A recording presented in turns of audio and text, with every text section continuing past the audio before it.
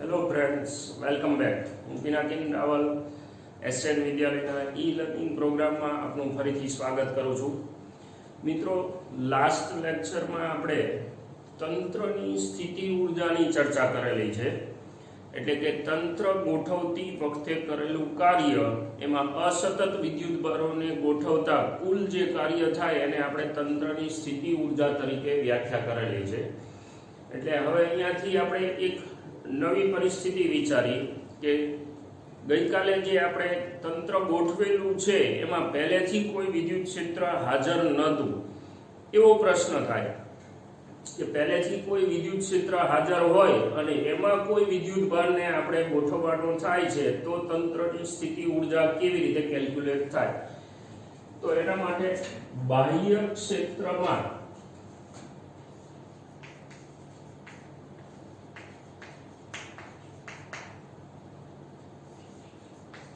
એક વિદ્યુત ભારની સ્થિતિ ઉર્જા પેલા સમજી લઈએ, ત્યારબાદ તંત્રની સ્થિતિ ઉર્જા. એકચ્યુઅલમાં આને તંત્રની સ્થિતિ ઉર્જા કહેવાય, પણ આપણે કોઈ એક વિદ્યુત ભાર પહેલેથી હાજર એવા ક્ષેત્રમાં જો ગોઠવવામાં આવે તો સ્થિતિ ઉર્જા શું થાય એનો આપણે વિચાર કરવાનો છે. મિત્રો, કોઈ એક વિસ્તાર આપણે આવો લઈ કે જેમાં પહેલેથી વિદ્યુત ક્ષેત્ર હાજર છે. અત્યાર પૂરતું આપણે ઈ વિદ્યુત ક્ષેત્ર છે એને ઈ કહી દઈએ, બાહ્ય ક્ષેત્ર છે. મતલબ કે એના સ્ત્રોત કયા પ્રકારના છે અથવા તો વિતરણ કયા પ્રકારનું છે, ક્ષેત્ર કયા પ્રકારનું છે એનું ટેન્શન અત્યારે આપણે નથી લેવું.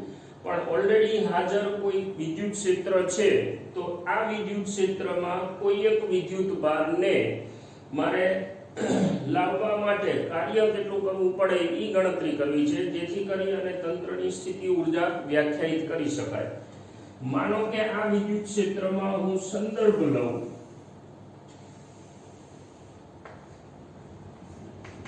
અહીંયા ઉગમ બિંદુ છે એવું ધારી લઈ તો કોઈ એક પોઈન્ટ સે પી પોઈન્ટ. હવે આ પી પોઈન્ટનું સ્થિતિમાન, માનો કે ઉગમ બિંદુથી પી બિંદુનું સ્થાન સદિશ r હોય તો પી બિંદુએ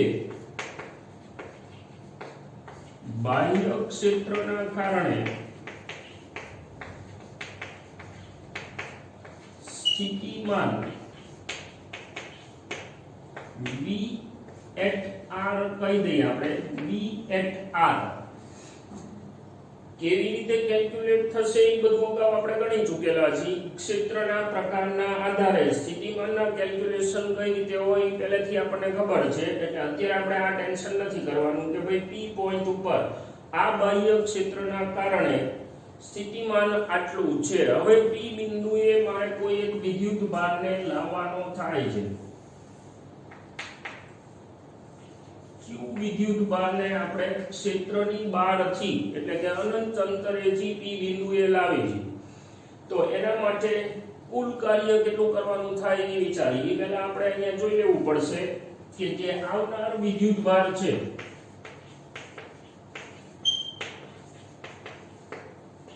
ક્યુ ઈ શક્ય એટલો નાનો લેવાનો થાય છે,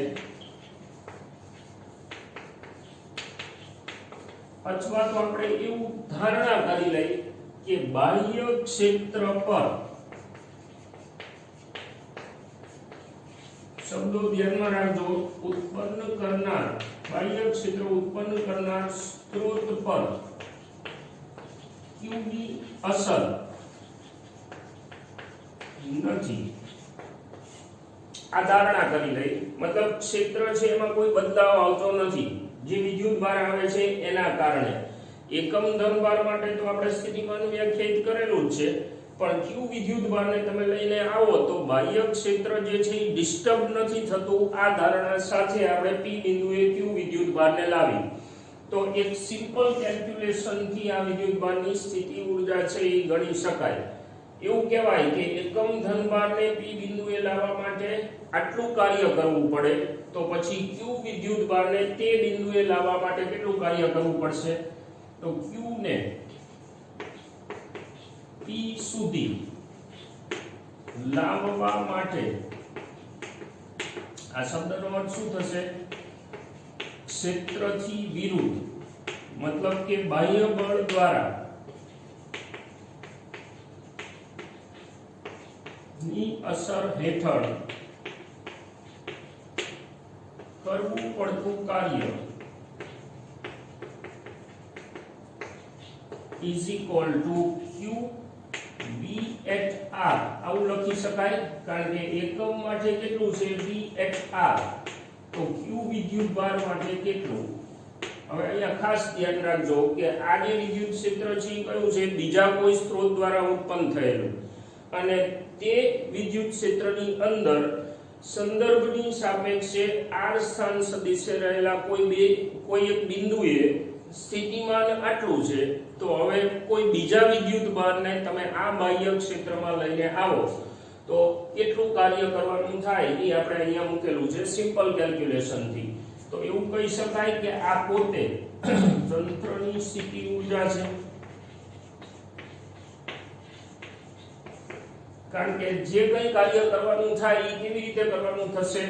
પ્રવેગ રહિત એને લાવવાનો થાય છે વિદ્યુતભારને.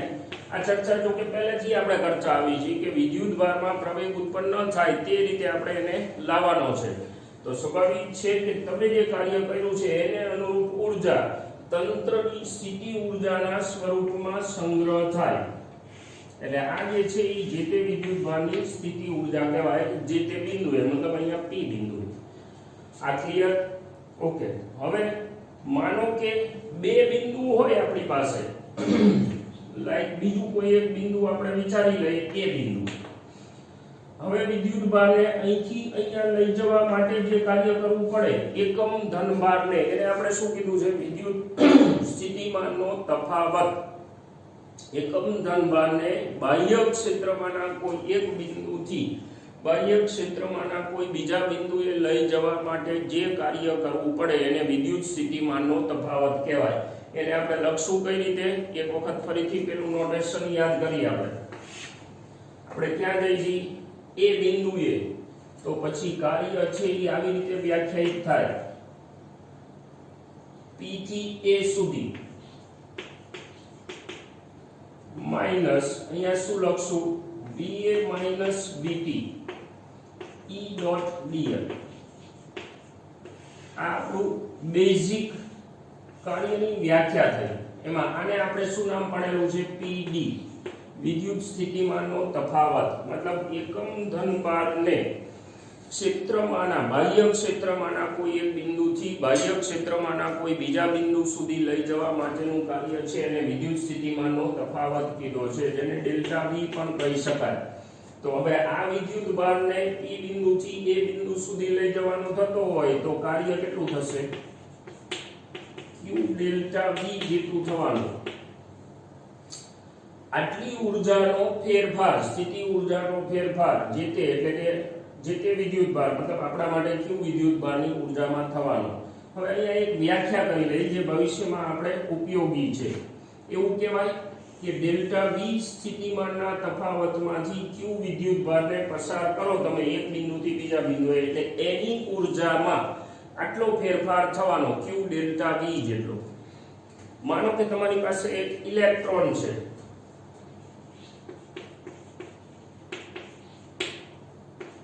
વિદ્યુતભાર એના ઉપર કેટલો હોય? E જેટલો. શરૂઆતમાં આપણે વાત કરેલી છે. હવે આ ઇલેક્ટ્રોનને ડેલ્ટા V બરાબર 1 વોલ્ટના તફાવતમાંથી હું પસાર કરું, મતલબ કે 1 વોલ્ટના તફાવતવાળા બે બિંદુમાંથી એક બિંદુથી બીજા બિંદુએ આપણે લઈ જઈએ તો ઇલેક્ટ્રોનની ઊર્જામાં ફેરફાર કેટલો થવાનો? E ડેલ્ટા V પરથી, મતલબ Q ની જગ્યાએ E ડેલ્ટા V બરાબર આપણે શું લીધું છે? 1. તો આટલો ફેરફાર થવાનો E જેટલો. અને E જેટલો ફેરફાર એટલે શું લખી શકાય? 1.6 ગુણ્યા 10⁻⁻19 ઘાત, અને હવે અહીંયા હું લખી શકું જૂલ. ઇલેક્ટ્રોનને 1 વોલ્ટના તફાવતમાંથી પસાર કરતા એની ઊર્જામાં જે કંઈ ફેરફાર થાય એને આપણે 1 ઇલેક્ટ્રોન વોલ્ટ કીધેલું છે. મતલબ કે આ જે પદ આવે એને 1 eV આપણે કીધેલું છે. ભવિષ્યમાં જ્યારે પરમાણુીય બંધારણો અથવા તો ન્યુક્લિયસની ચર્ચા કરશું ત્યારે આ એકમને સંભાળશું. ઊર્જા માપવા માટેનો બીજો એકમ છે. SI પદ્ધતિમાં આપણે ઊર્જા શેમાં માપી? જૂલમાં. પણ પરમાણુીય સ્તરે ઊર્જા છે એ બહુ નાના આંકડા હોય છે, એટલે ઊર્જા માપવાનો નાનો એકમ બીજો આપણે વ્યાખ્યાયિત કરેલો છે. શું? ફરીથી એક વખત, ઇલેક્ટ્રોનને 1 વોલ્ટના વિદ્યુત સ્થિતિમાનના તફાવતમાંથી પસાર કરતા એની ઊર્જામાં જે કંઈ ફેરફાર થાય એને આપણે નામ પાડેલું છે 1 ઇલેક્ટ્રોન વોલ્ટ. પછી આમાં કિલો વોલ્ટ કદાચ યુઝ કરી છે આપણે, mega volt, mega electron volt use કરી છે. એટલે અહીંયા શું લખી શકી? 10⁻³ ઇલેક્ટ્રોન વોલ્ટ, અહીંયા 10⁻6 ઇલેક્ટ્રોન વોલ્ટ. ભવિષ્યમાં આપણે આ એકમ છે એની ચર્ચા કરશું. એટલે આ જે વાત થઈ એ શું થઈ? કોઈ બાહ્ય ક્ષેત્રમાં વિદ્યુત ભારને તમે ટ્રાન્સફર કરો કાં તો જે તે બિંદુએ, તો આ નિરપેક્ષ એની ઊર્જા આવે છે, અને કાં તો બે બિંદુ વચ્ચે એક જગ્યાએથી બીજી જગ્યાએ લઈ જાઓ તો આ સાપેક્ષ ફેરફાર ઊર્જાનો બતાવે. પછી આ જે છે એ આપણે 3 બોડીમાં વ્યાખ્યાયિત કરેલું છે. 2 બોડીમાં અનુરૂપ ફેરફાર થાય એટલે કેવો? લાઈક સ્થિતિ ઊર્જા વધતી હોય તો આપણે ગતિ ઊર્જા છે એ ઘટવાની છે, કારણ કે કાર્યને અનુરૂપ પાછો ગતિ ઊર્જાનો ફેરફાર થવાનો છે. એટલે ઇલેક્ટ્રોનની સ્થિતિ ઊર્જા જો વધે તો સામે ગતિ ઊર્જા ઘટવાની છે. એ પાછું આપણને ખબર છે સંરક્ષણના નિયમ પરથી. ઓકે, હવે આપણે એક વિદ્યુત ભારને લઈને આવ્યા, એના બદલે બે વિદ્યુત ભારની સ્થિતિ ઊર્જા આપણે ગણવી છે. કઈ રીતે ગણી શકાય? આ બધું જે છે એ એમને, મતલબ વિદ્યુત ક્ષેત્ર આપણું એઝ ઇટ ઇઝ છે.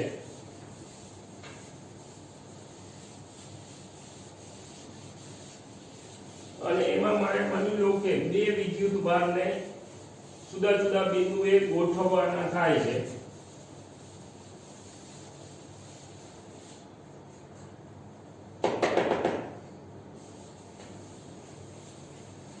બાહ્ય ક્ષેત્રમાં ધારો કે Q1 અને Q2 વિદ્યુત ભારથી બનતા તંત્રની સ્થિતિ ઊર્જા આ કેલ્ક્યુલેટ કરવી છે આપણે.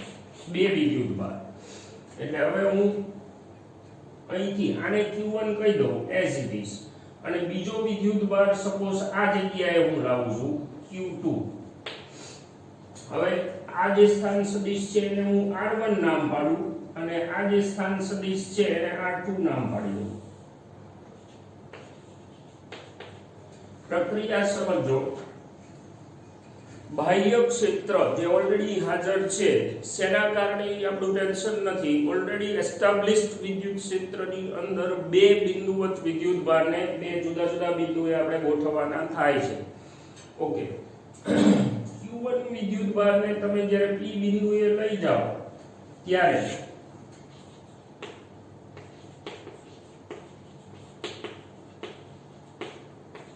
કાર્ય W1 નામ પાડી દો અત્યાર પૂરતું, તો કેટલું થાય? Q1 V at R1. આટલું કાર્ય જે આપણે ચર્ચા કરી. હવે આ જે કાર્ય છે એ આની સ્થિતિ ઊર્જાના સ્વરૂપમાં સંગ્રહ થઈને ઓલરેડી પડેલું છે. હવે બીજો કોઈ વિદ્યુત ભાર Q2 એ બિંદુએ હું લાવું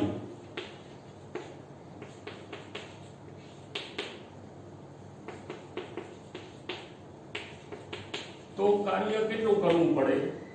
હવે મિત્રો સમજો અહીંયા કે પહેલા જે આપણે અગાઉ જે કેસ લીધો એમાં એક વિદ્યુત ભારને લાવ્યા હતા, એમાં બાહ્ય ક્ષેત્ર એક જ હતું.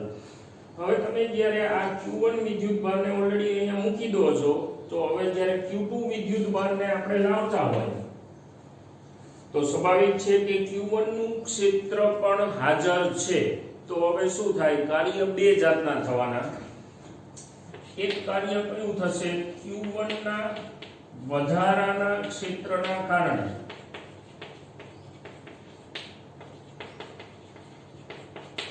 અને બીજું કાર્ય કયું થશે? બાહ્ય ક્ષેત્રના કારણે. તો આ જે કાર્ય છે એને હું W2 કહી દઉં અને આ જે કાર્ય છે એને W3 કહી દઉં. ઓકે, W2 માટે શું લખી શકાય?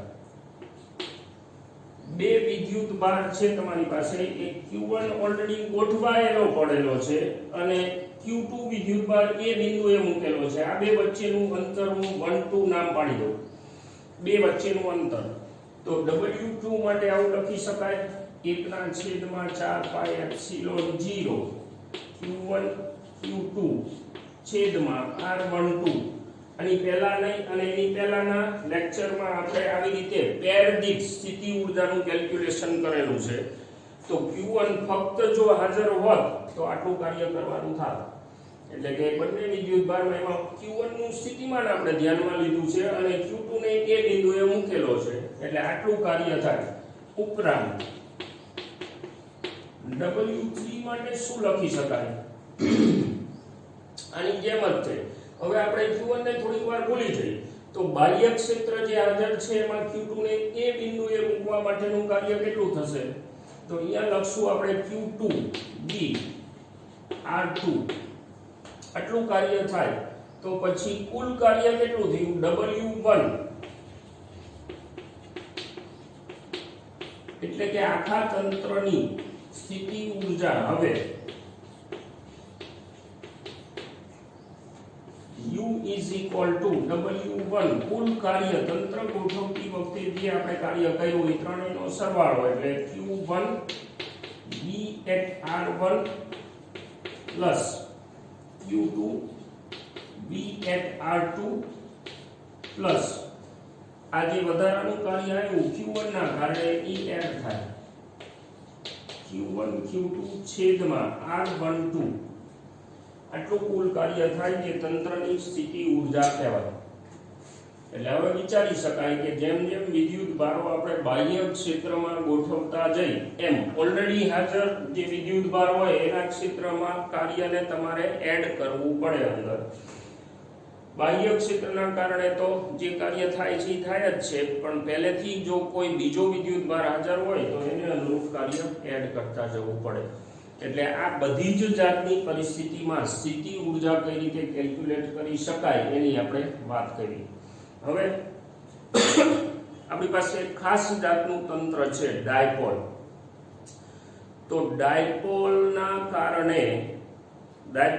કારણે વિદ્યુત ક્ષેત્રો આપણી પાસે છે જુદા જુદા બિંદુએ. બીજું, ડાયપોલના ક્ષેત્રમાં કોઈ બિંદુને તમે લાવો તો સ્થિતિમાન કેટલા હોય એ આપણી પાસે છે.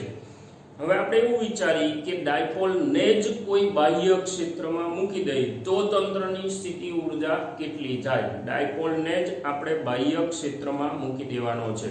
ઓકે, આ મુદ્દો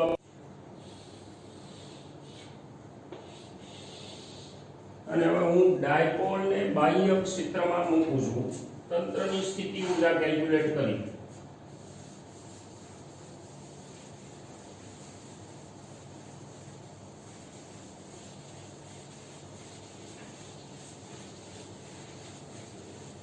બે રીતે આ કાર્ય કરી શકાય. એક ટ્રેડિશનલ મેથડ મતલબ વ્યાખ્યા, કારણ કે ડાયપોલ તમે ક્ષેત્રમાં મૂકો એટલે જુદા જુદા ઓરિએન્ટેશનમાં મૂકશો અને જુદા જુદા ઓરિએન્ટેશનમાં જો મૂકતા હોય આપણે તો તંત્રની ગોઠવણ કરતી વખતે જે કાર્ય થયું એ આપણે ગણીએ. એટલે બાહ્ય ક્ષેત્રમાં વિદ્યુત ડાયપોલ તમારી પાસે છે એની સ્થિતિ ઊર્જા આપણે કેલ્ક્યુલેટ કરવી છે. ઓકે, ફરીથી હું કોઈ બાહ્ય ક્ષેત્ર ધારી લઉં.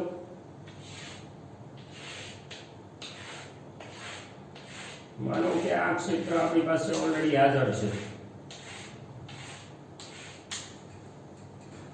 હવે અત્યાર પૂરતું અગાઉના ટોપિકમાં આપણે ક્ષેત્રની દિશા વ્યાખ્યાયિત કરવાની જરૂર નહોતી, પણ અહીંયા આપણે દિશાની વ્યાખ્યાયિત કરી દઈ. માનો કે આ જે ક્ષેત્ર છે એ સમક્ષિતિજ દિશામાં છે. સરળતા ખાતર અત્યારે આપણે આવું લીધું છે. વિદ્યુત ક્ષેત્ર આ બાજુનું છે. હવે આમાં હું કોઈ એક ડાયપોલને મૂકી દઉં છું. માનો કે આપણો સંદર્ભ અને ડાયપોલ આપણો જે છે એ આવી રીતે મૂકી દઈએ, જેનો એક વિદ્યુત ભાર -q અહીંયા છે અને +q અહીંયા છે. આપણને ખબર છે કે બંને વિદ્યુત ભારો વચ્ચેનું અંતર જે છે એ 2a હોય. ઓકે, હવે આ ડાયપોલની સ્થિતિ ઊર્જા આપણે કેલ્ક્યુલેટ કરવી છે. આપણને ખબર છે કે ડાયપોલ જે છે, માનો કે એની મોમેન્ટ, ડાયપોલ મોમેન્ટની દિશા આ બાજુ હોય p, વિદ્યુત ક્ષેત્રની દિશા આ બાજુ છે e, બંને વચ્ચેનો ખૂણો છે એ થીટા છે. તો હવે ડાયપોલ પર આ સિચ્યુએશનમાં આપણે ધારી લઈએ કે આ સ્થિર અવસ્થામાં છે ડાયપોલ, તો ડાયપોલ પર ટોર્ક લાગશે બાહ્ય ક્ષેત્રના કારણે.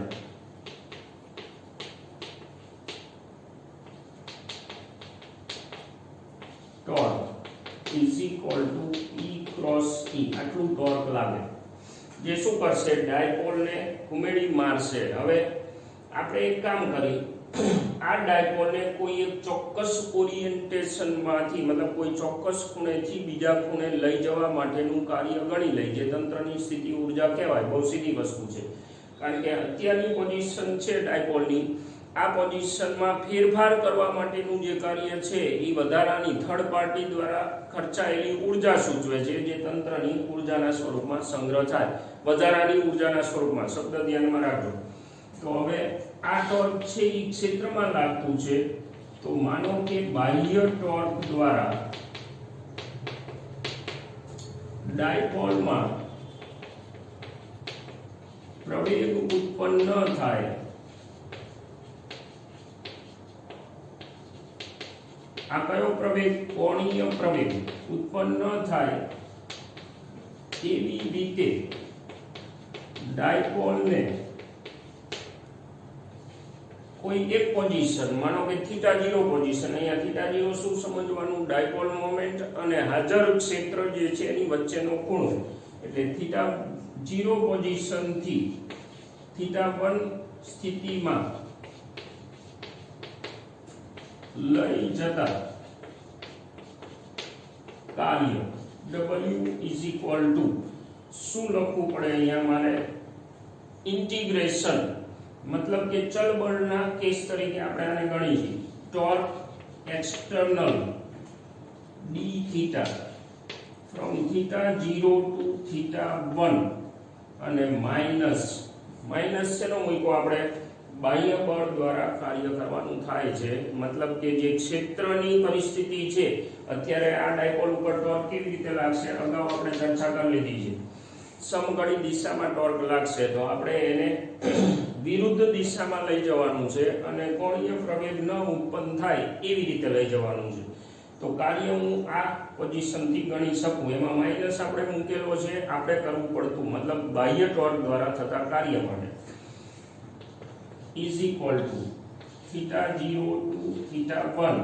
અહીંયા લખી શકીએ આપણે ટોર્ક માટેની વ્યાખ્યા, PE sin θ, મૂલ્ય લખી છે આપણે d થીટા, જેમાં PE આપેલી પરિસ્થિતિ માટે બાહ્ય ક્ષેત્ર ઓલરેડી હાજર છે, જે અચળ છે, તો પછી એને બહાર લઈ લઈએ. તો હવે કેટલું થશે, -PE સંકલન sin θ નું સંકલન થાય -cos θ, θ0 થી θ1 લિમિટ મૂકી આપણે -PE, અહીંયા પહેલી લિમિટ એટલે -cos θ1 માઈનસ સંકલનનો જે બાદબાકીનો આવે ઈ, અને ફરીથી -cos θ0, એટલે આ થઈ જશે -PE cos θ0 -cos θ1. હવે આ જે કાર્ય છે ઈ તમે ખર્ચેલી ઊર્જાને અનુરૂપ છે, એટલે આ તંત્રની વધારાની સ્થિતિ ઊર્જાના સ્વરૂપમાં સંગ્રહ થાય.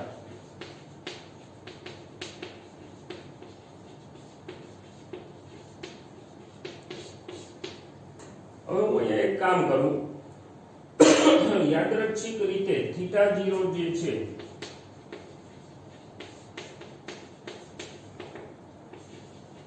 એને π/2 લઈ લો, કારણ કે આમાં બે પદ છે, એમાંનું એક પદ છે એનો સંદર્ભ હું અત્યાર પૂરતો ઉડાડી દઉં છું. શું કામ એની ચર્ચા આપણે કરી લઈએ હમણાં. તો હવે W અથવા તો ડાયપોલની સ્થિતિ ઊર્જા બરાબર -Pe cos π/2 0 થઈ જશે અને માઇનસ માઇનસ પ્લસ એટલે P - Pe cos θ1 એટલે આ થઈ ગયું પ્લસ, એટલે ડાયપોલની સ્થિતિ ઊર્જા થશે P.E. આ બાહ્ય ક્ષેત્ર દ્વારા કરેલું કાર્ય છે એને અનુરૂપ આ પદ આવ્યું આપણી પાસે. હવે આને આપણે π/2 લીધેલું છે અને આ આપણું પ્લસ પદ થઈ ગયું છે. ખાસ ધ્યાન રાખજો, આ બાહ્ય ક્ષેત્રએ કરેલું કાર્ય છે, તો વિદ્યુત ક્ષેત્ર વડે કાર્ય થયેલું હોય એમાં અહીંયા માઈનસ આવશે, ધ્યાનમાં રાખજો. આપણે કરેલું કાર્ય થયું અને આ જે હવે આવશે એ શું આવશે, ક્ષેત્ર દ્વારા થયેલા કાર્યને અનુરૂપ પદ આવશે. હવે આવી રીતે સપોઝ મારે નથી ગણવું, મતલબ કે બીજી કોઈ મેથડ દ્વારા સ્થિતિ ઊર્જા ગણવી હોય તો હમણાં જ અગાઉ આપણે ચર્ચા કરેલી છે કે ભાઈ બાહ્ય ક્ષેત્ર હાજર હોય તો એમાં બે વિદ્યુત ભાર આપણી પાસે જે છે અને વારાફરતી મુક્ત સ્થિતિ ઊર્જાનું શું થાય એ કેલ્ક્યુલેટ કરી લઈએ. તો એમાં શું કરવું પડે મારે,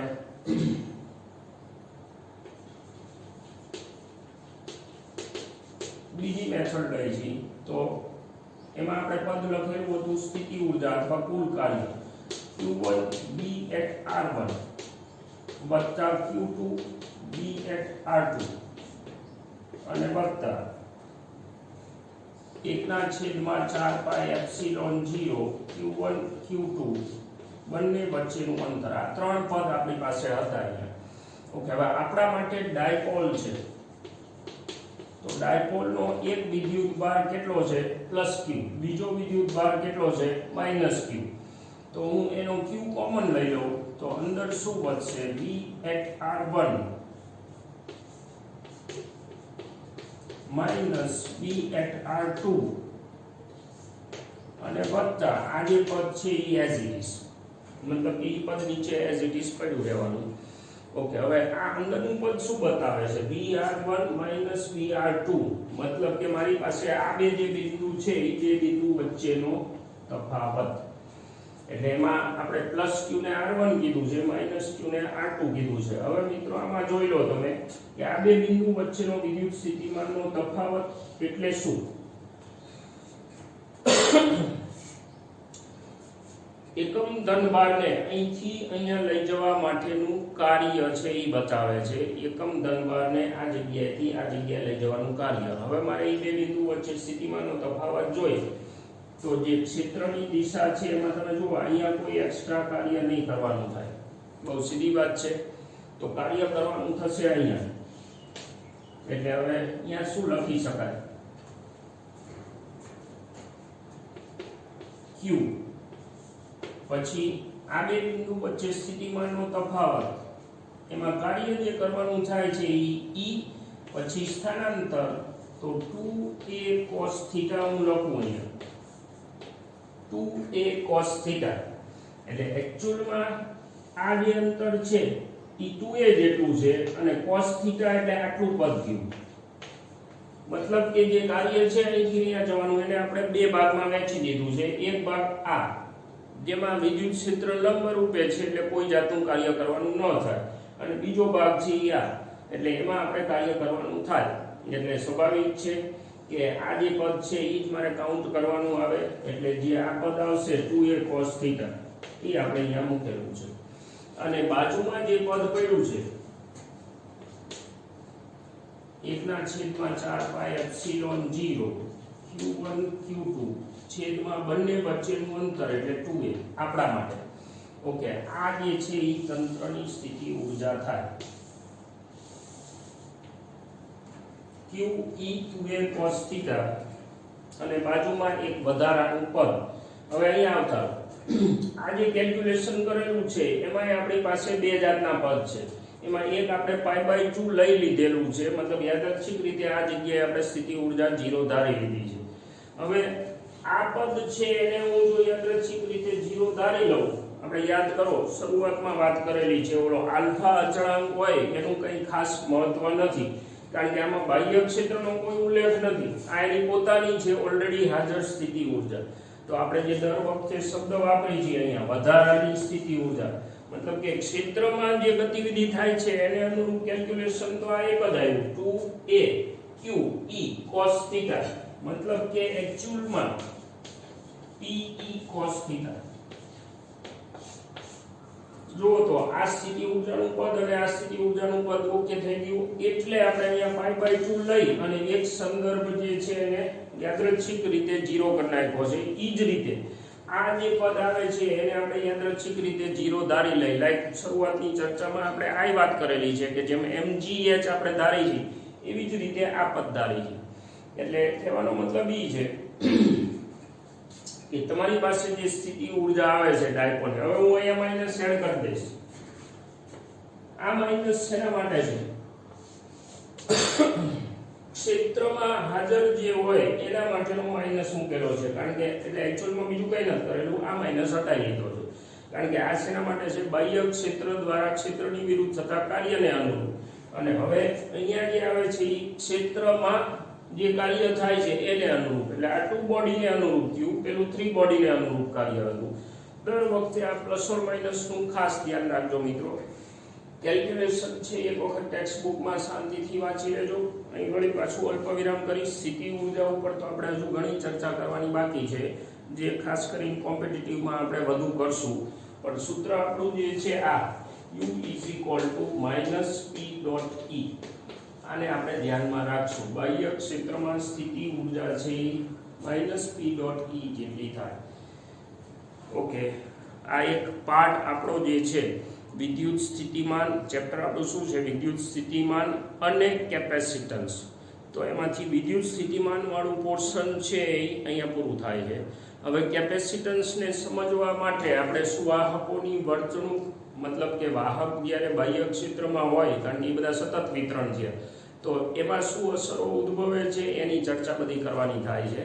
એટલે એક કામ કરશું, આપણે સ્થિતિમાન સુધીના કેલ્ક્યુલેશનને અનુરૂપ ન્યુમેરિકલ્સ છે એ પહેલાં ગણશું, મતલબ નેક્સ્ટ લેક્ચરમાં હવે આપણે ન્યુમેરિકલ્સ ગણશું અત્યાર સુધીના જે છે એ.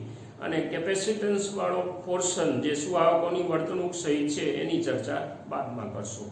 Thank you. હું અલ્પ વિરામ અહીંયા કરું છું. ફરીથી પાછું મળતા રહેશું અને આશા રાખું કે તમે વિડીયો જોઈ અને ટેક્સ્ટ બુક રિફર કરતા રહો છો. ઓકે, મળીએ.